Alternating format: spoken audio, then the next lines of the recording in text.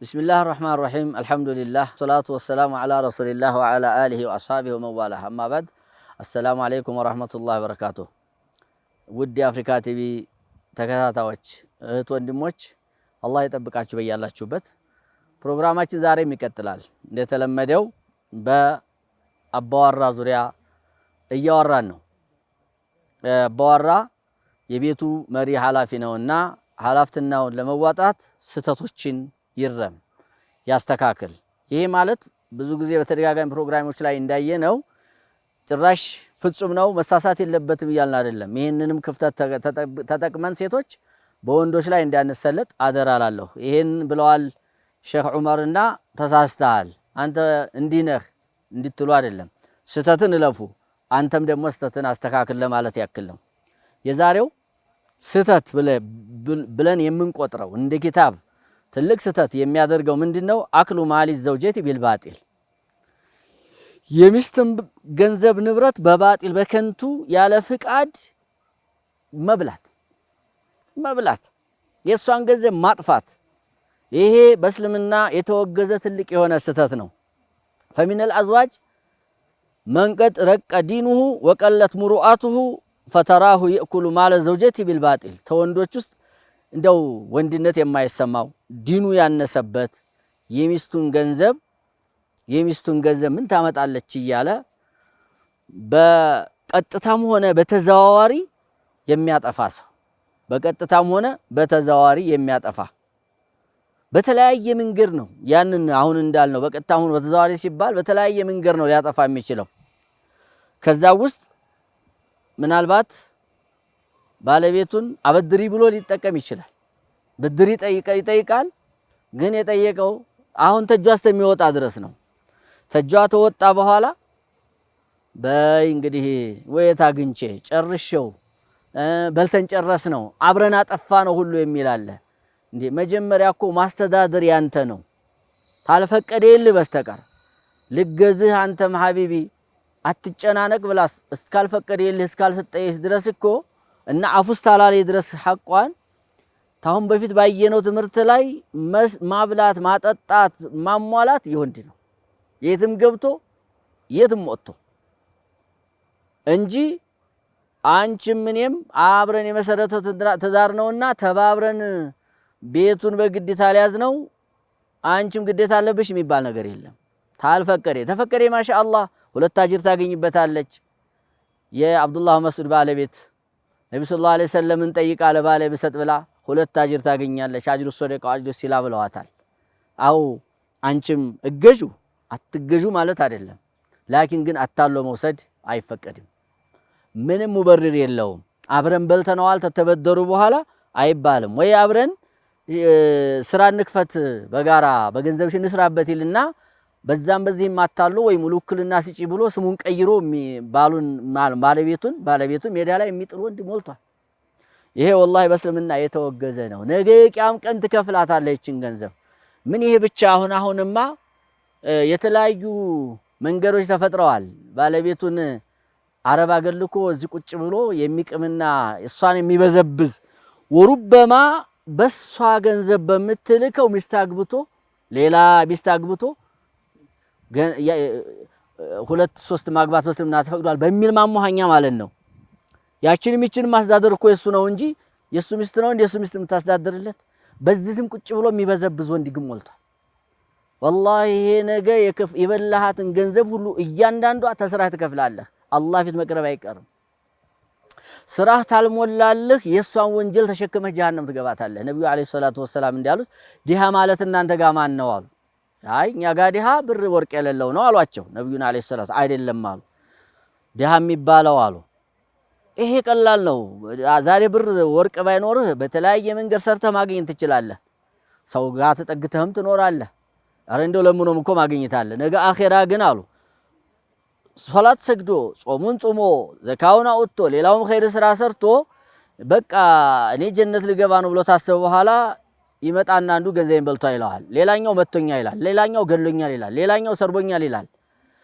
እየተነሳ ተመልካም ስራው ይከፍላል ለሁሉም ይከፍላል ተከፈለለት እንኳን አልከፈለለት ግን ወይ ጭራሽ ኸይር ስራም ላይ ኖረው ይችላል እንጂ የዛን የተበደለውን ሰው ወንጀል እሱ ላይ ተጥሎ ሱመ ጡሪሐ ፊናር እሳት ላይ ይጣላል ብለዋል ነብዩ አለይሂ ሰላቱ ወሰላም። እና ዛሬ ወዳኛለች ብለህ አፉ ሳትል ምን ታመጣለች? ብትናገረኝ እፈታታለሁ፣ ይሄን ትፈራለኝና አትናገረኝም እያልክ የባለቤትህን ገንዘብ መብላት ወላሂ አኺራ የሚያጠፋ ነገር ነው። ደካማ ናት።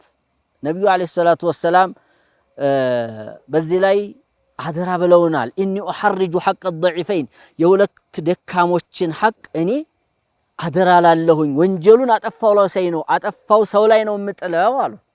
ማንና ማን እንደሆኑ ታውቃላችሁ? የቲምና ሴት ነው ያሉት ነብዩ ሰለላሁ ዐለይሂ ወሰለም። የቲም ወላጅ አልባ የሆነ ልጅ አባቱ የሚከራከርለት ዋቢ ሁዶበታልና ማንም ሰው ማን ይናገረኛል በሚል ሊያሞኘው ይችላል። ነገ አላህ ዘንድ ወንጀሉን ይሸከማል። እነለዚነ የእኩሉነ አምዋለ ልየታማ ዙልመን ኢነማ የእኩሉነ ፊ ቡጡኒሂም ናራ ወሰየስለውነ ሰዒራ ይላል ቁርአን ላይ ሱረቱ ኒሳ ላይ ማለት ነው። የየቲሞችን ገንዘብ የሚበሉ በዙልም ይላል እሳት ነው የሚበሉት ይላል። ነገ የምትንቀለቀሉ እሳት ውስጥ ይገባሉ ይላል። ልክ በዚሁ ተመሳሳይ ነብዩ አለይሂ ሰላቱ ወሰላም የተበደለች የሴትም ቢሆን ሐቅ የዝሁን ያህል ነው የሚሉታ። የሷን ገንዘብ በላህ ማለት በዚሁ አለል ቂያሲ ቢዛሊክ እሳት ነው እየበላህ ያለኸው፣ ነገ ጀሃነም ነው የምትገባው። ስለዚህ የሚስትህን ገንዘብ ታትፈቅድልህ ያለሷ ፍቃድ መንካት አይቻልም። ሐታ መህሯን እንኳን ቢሆን ስታገባት የገባህለት ማስፈርት የገባህላት ሸርጥ ካለ ማለት የገባህላት ቃል ኪዳን ታለ ወርቅ አረግልሻለሁ ትላት ትችላለህ፣ አለብስሻለሁ ትላት ትችላለህ። ሳገኝ አሁን የለኝምና ነው ወይ ከወር በኋላ ትላት ትችላለህ፣ እጅ እስከምታረግ ድረስ ማለት ነው። ሌሎችንም ቃል ልትገባ ትችላለህ። በዋነኛነት ደረጃ ደግሞ መህሯ በቃ ስታገባት ኒካሁ ሲታሰር 5000 1000 ሊሆን ይችላል፣ 10000 100000 ሊሆን ይችላል። መጀመሪያ መደራደር ነው። ከተደራደርክ ከገባህ ግን ተተማመንክና ኒካህ ታሰረ በኋላ አይበስቶብኛል አሁን የለኝም አይቻልም። መቆየት ሊቻል ይችላል፣ ግን በዛው የታባትሽንስ አልሰጥም ብለህ ብታግዳት ነገ አላህ ፊት ትከፍላለህ። ተፈቀደ ይል ግን ችግር የለም። ፈኢን ጢብነ ለኩም አን ሸይእ ሚንሁ ነፍሰን ፈኩሉሁ ሀኒአን መሪአ ይላል ቁርአን። ተፈቀደችላቸው ተገድዳ ሳይሆን ወዳ አፉ ብዬልሃለሁ ወይ ግማሹን ታለችህ አጌጥሻለሁ ያልካትን በቃ አሁን ዙርፎ በስተውብሃልና ሐቢቢ ይቅር ብያለሁ ታለችህ ያኔ ብትበላ ተራሷ ገንዘብን ብትሰጥህ ብትበላ ችግር የለም። አላህ ሱብሓነሁ ወተዓላ ፈኩሉሁ ሀኒአን መሪአ ነው ያለው። የተፈቀደ ነው የገዛ ሐቋን ነው ላንተ የፈቀደችልህና ስለዚህ ባል ሆንክ ሆይ አደራ ሚስትህ ገንዘብ ላይ የኔ መስሎህ ዝም ብለህ እንዳታጠፋባት አስፈቅደህ ከሷ ጋራ ተመካክረህ መሆን አለበት። መንገዱ ጊዜው ተመቸኝ ብለህ እሷን ለማሞኘት እኔ ጥበቡ አለኝ እውቀቱ አለኝ ብለህ የሷን ገንዘብ በተለያየ መልኩ አጭበርብረህ የምታነሳባትና የምትወስድባት ከሆነ አይፈቀድም ሙሉ በሙሉ። ነገ ቂያም ቀን ቅድም እንዳልነው ትከፍላለህ፣ የማይቀርልህ የሆነ ጉዳይ ነው።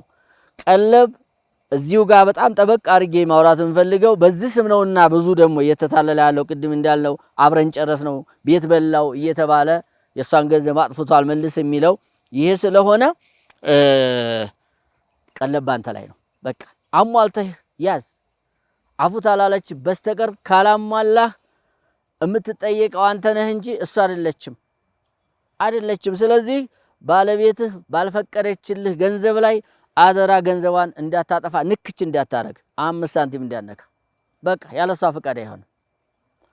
አሁን ያለው ግን ተጨባጭ እንዲህ ያሉ ነገሮች ሲጠፉ እናያለንና እኔ በዚህ ላይ አያይዤ ባልም ብቻ ሳይሆን ወንድሞችም ሆነ ሌሎችም በዛ ዙሪያ እሷን በሚቀርቡ ሰዎች ዙሪያ የሷን ገንዘብ አረብ ሀገር ልኮ በተለይ እኔ ቤት ሰራልሻለሁ እያለ ቤቱን ሳይሰራ የሚበላ ሱብሃንአላህ ብዙ አጋጥሞናል። ወይ ተሰራ በኋላ በሱ ስም አድርጎ የመጣ ጊዜ አላቅልሽም የሚል እንዲህ አይነት ዙልሞች እንሰማለን። ነብዩ ሰለላሁ ዐለይሂ ወሰለም ደካማ ናት ተየቲም ጋር አብረው ቆጥረዋታል።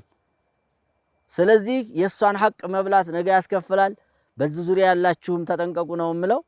አደራ አባቴ፣ ወንድሜ፣ ጓደኛዬ ወይ ባሌ አምንሻለሁ ብላ ጓደኛዋም ሰታ ከሆነ አንዷን ገንዘብ ብትጠፋባት ነገ አላህ ፊት ታስጠይቃለች ታስከፍላለችና ጥንቃቄ ይደረግ። ይሄስ ትልቅ ስህተት ነው የሚል ነው። አዛው ቢላሂ ተውፊቅ ወአኺሩ ዳዕዋና አልሐምዱሊላሂ ረቢል ዓለሚን ወሰለላሁ ዐለ ወሰለም ወባረከ ዐላ ነቢይና ሙሐመድን ወአሊሂ ወሰህቢሂ አጅመዒን ወሰላሙ ዐለይኩም ወረሕመቱላሂ ወበረካቱሁ።